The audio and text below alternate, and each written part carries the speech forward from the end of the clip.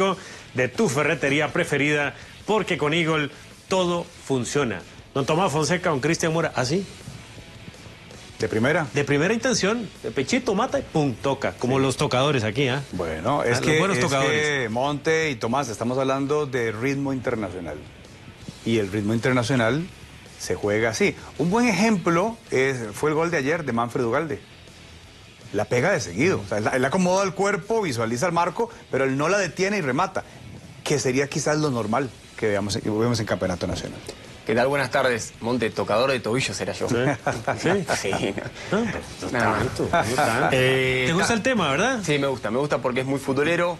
También nos invita Gustavo Alfaro a trascender un poco de lo que nos tiene habituado nuestro campeonato nacional, nuestros futbolistas, y tratar de crecer un nivel, que también un poco es el objetivo, de que Costa Rica no esté establecido solamente en una situación de donde se siente cómodo, sino que a partir de ciertas incomodidades, que ahora lo vamos a desarrollar a qué me refiero, poder avanzar y evolucionar como equipo y poder pelear en ese pelotón de selecciones que hoy están entre el 30 y el 40, que Costa Rica parece alejarse cada vez más, no solo en el ranking, sino en la forma de juego, y que necesitamos dar una evolución en ese sentido. Sí, bueno, interesante. ¿Les gustó la selección? La selección cumplió bajo las circunstancias. ¿Por qué era difícil que gustara del todo? Primero porque la cancha era muy mala. Entonces ya ahí había un detalle que no ayudaba en sí. Y luego el entender que estamos en construcción, que es la palabra que usa el técnico, y que es la palabra yo creo que adecuada. Bajo la construcción lo que se necesita es rodaje y afinamiento. Y yo creo que indiscutiblemente 2 partidos que empiezan a dar rodaje y un afinamiento que empieza grueso, después va finito, pero por ahora va en lo más pesado, ni siquiera diría yo que en detalles, sino que en temas formales del juego, de la estrategia, de lo que quiere ver Gustavo Alfaro. Y dentro de eso, bueno, pues hablaba de la primera intención. Yo recuerdo, y no es la primera vez que hago mención, de una declaración que en algún momento dio Paulo César Wanchope cuando jugaba en la Premier League, que Paulo juega con Costa Rica eliminatoria, recuerden que es nuestro máximo goleador, y Wanchope en una conversación ya retirado decía que a él le costaba un poquito cuando regresaba aquí porque sentía la diferencia. Y la diferencia era un segundo. Y cualquiera diría, un segundo. Pero es que un segundo te marca el fuera de juego, un segundo te marca que hiciste el movimiento y no te dieron la pelota.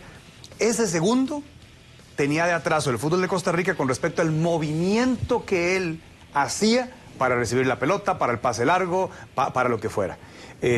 Ahí es donde, si se vuelve un poquito más difícil, ese ejercicio del toque, de leer el movimiento del ayer había un amigo que me estaba preguntando que qué opinaba yo de lo de Juan Pablo Vargas en la selección nacional, de que Juan Pablo, después de que por mucho tiempo se había pedido como titular, Juan Pablo ha sido relegado por Gustavo Alfaro, no digamos en un rol marginal, pero es un relevo. Es un relevo y juega a titular un muchacho como Jalen Mitchell, que tiene muy pocos partidos en primera división. Perfil es diferente, ¿no? Claro. Mitchell. Yo cuando escucho esto y cuando veo la intención de la selección de salir jugando de atrás, como decía Alfaro, sin ser el fundamentalista aquel que quiere que el equipo salga jugando, aunque el portero tenga 3 jugadores encima, quiere que el portero salga jugando, le veo a los 3 centrales de la selección esa intención del técnico de que los 3 tengan esa capacidad de jugar entre líneas, de saber jugar entre líneas. Me creo que va mucho por ahí, ¿verdad? Lo de la utilización de los 3 centrales o del perfil de los 3 centrales que pretende el técnico en la selección. Sí, a ver, me remito un poco a la pregunta que le hacías a Cristian y la voy a recoger para poder responderte esto. Decías, ¿gustó la selección? Yo te la divido en 2. Tal vez no es una cuestión de que nos encantó porque jugó contra rivales que también te quitan un poco la posibilidad de ecualizar hasta dónde ese gusto es realista, pero donde sí agrada es en empezar a ver ideas, a ver lineamientos de un equipo. Y ahí empezamos a poder atravesar todas estas cuestiones que hablamos. Cuando que estemos hablando, debatiendo de si el equipo tiene que jugar más de primera o menos de primera, ya es porque avanzamos un montón. Cuando estamos hablando de qué perfil de central va a escoger Alfaro y por qué va por un lado y no por otro, por qué escoge un nombre propio y no otro, significa que ya empieza a haber un terreno desde el cual partir el debate. Y ese para mí es el activo más importante. Después está la ejecución, después está la evolución, después está contrastar eso contra rivales de mayor fuste. pero desde el momento donde tenemos un terreno mínimo desde el cual empezar a conversar cuestiones futbolísticas, es una ganancia tremendamente importante de cara a lo que viene y de lo que veníamos. Y pienso en particular lo que hablamos del juego en corto, del juego de primera, que tiene un montón de subítems, porque también hay una cuestión ahora, Alfaro todo el tiempo nos pone en sintonía de los que comandan el fútbol mundial.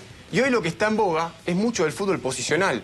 Del fútbol funcional en detrimento del posicional. Si durante muchos años fue una era del fútbol posicional, el guardiolismo, para que lo tengamos aún más claro, ahora aparece una idea más incipiente donde los futbolistas rompen las posiciones y se empiezan a poner cortitos alrededor de la pelota para juntarse a jugar, casi como una cuestión socioafectiva y lúdica de poder darse la pelota, pasársela, moverse. Por eso es que necesitas mucha precisión, mucha técnica, mucha velocidad y también mucha credibilidad en el mensaje del técnico y confianza en el propio elemento. Porque vos podés creerle al técnico, poder entender que ahora hay que juntarse a jugar, pero después no lo podés ejecutar. También Alfaro está buscando los intérpretes en esa sintonía. Entonces hay muchas cuestiones que empiezan a aparecer a partir de tener saldada al menos la propuesta. Después verá dónde ajusta, dónde da más laxitud, dónde es un poco más... Que las propuestas y las teorías, Tomás, casi siempre son buenas. ¿Verdad? El problema ya es después cuando la tenés que plasmar en la cancha. ¿Por qué? Porque dependés del que tenés. Del recurso. Del recurso, del talento, de la capacidad física.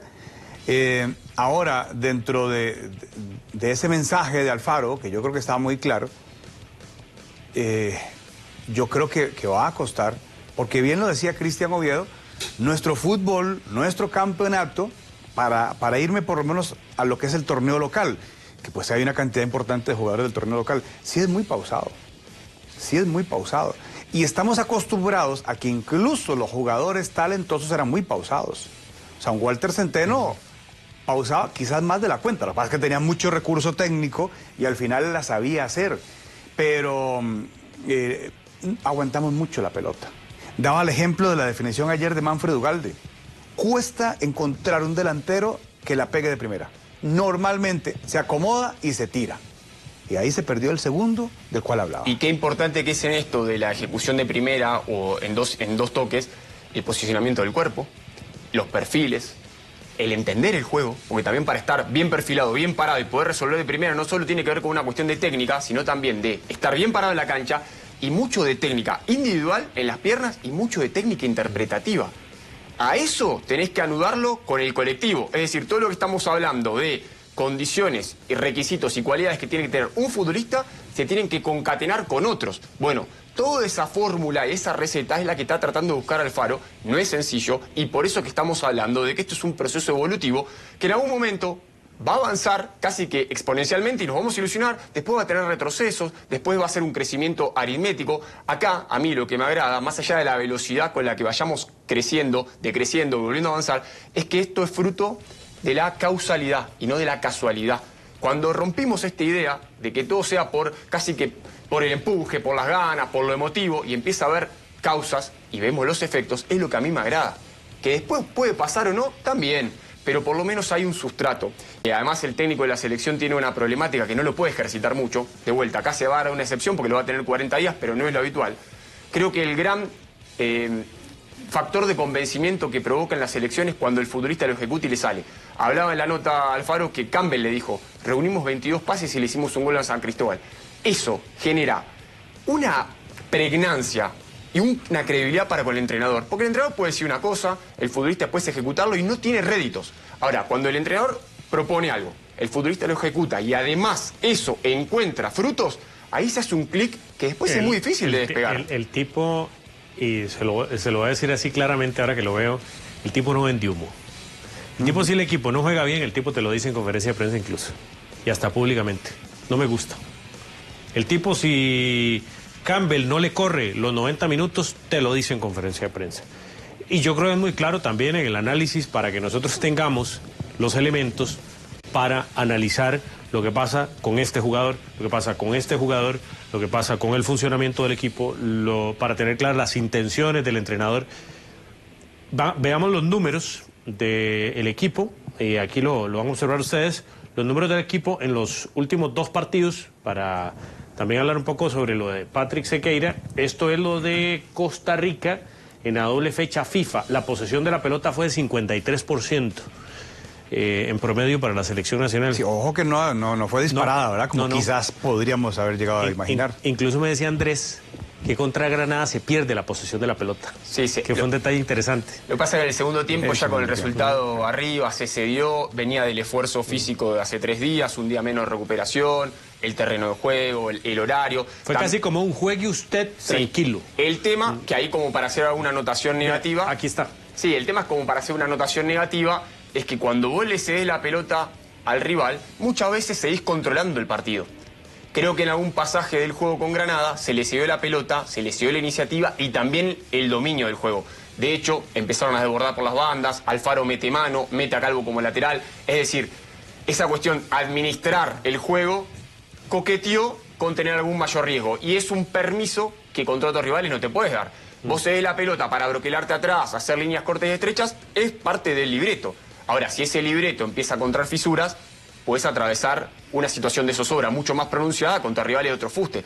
A ver, voy a hacerlo con una jugada muy clara. En el primer tiempo de Granada-Costa Rica, entre los 20 y los 30, Costa Rica bajó un poco el acelerador, le entregó un poco la iniciativa a Granada. Hay un gol que se come el jugador de Granada bajo el arco, casi que se enredó los pies. Estoy seguro que un sinfín de equipos un poquito más arriba, no te digo lo de la Copa América, un poquito más arriba, te lo capitalizan. Entonces corres un cierto riesgo. Me parece que ahí hay como algunos ajustes que tiene que hacer, además de entregar la pelota, de cómo se solidifica en parte defensiva. Sí, vamos a ver lo del portero.